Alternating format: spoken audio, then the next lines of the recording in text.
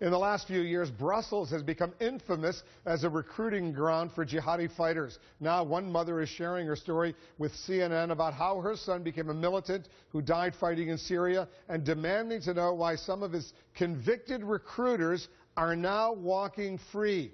CNN's Aaron McLaughlin tracked down one of those men in this exclusive report. Photos from Sabri Reflah's 18th birthday, a family trip to celebrate one of his mother's happiest memories before he went to Syria. We don't know what's happened in Syria, but we are sure with what's happened with us and Sabri when he was here.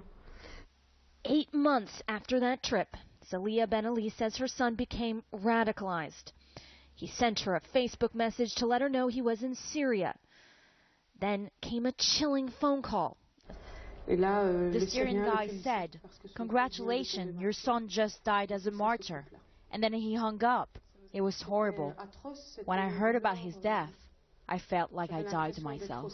Ben Ali says her son was the happiest of her 4 children. She didn't know the most dangerous jihadist recruitment network in Belgium had approached her son. It's known as the Zarqani Network, made up of veteran jihadists and recruiters. Some would go on to carry out the terrorist attacks in Paris and Brussels.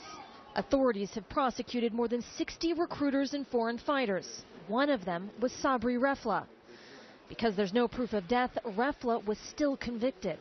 His recruiters were also declared guilty. As you see here, the judge allowed them to walk free pending their appeal. CNN tracked down one of the recruiters to his home address.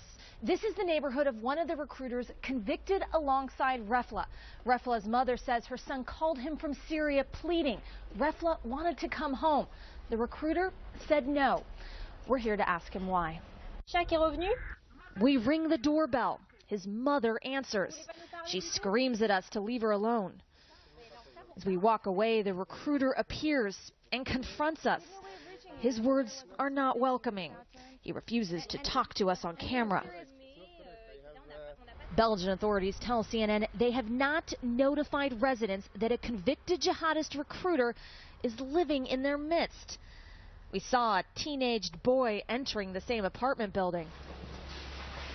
The president of Brussels Tribunal says in Belgium it's not unusual for a criminal to go free while they're waiting for appeal, if they're not considered a flight risk. How is it that a convicted member of a terrorist organization sentenced to 7 years in prison is allowed to walk free after his trial?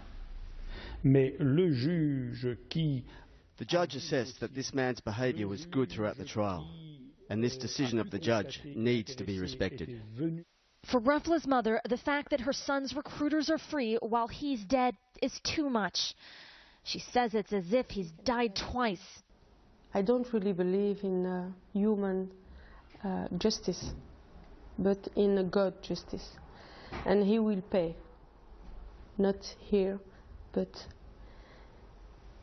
by God. And I just want to tell him that my son didn't have a second chance like him. Aaron McLaughlin, CNN, Brussels.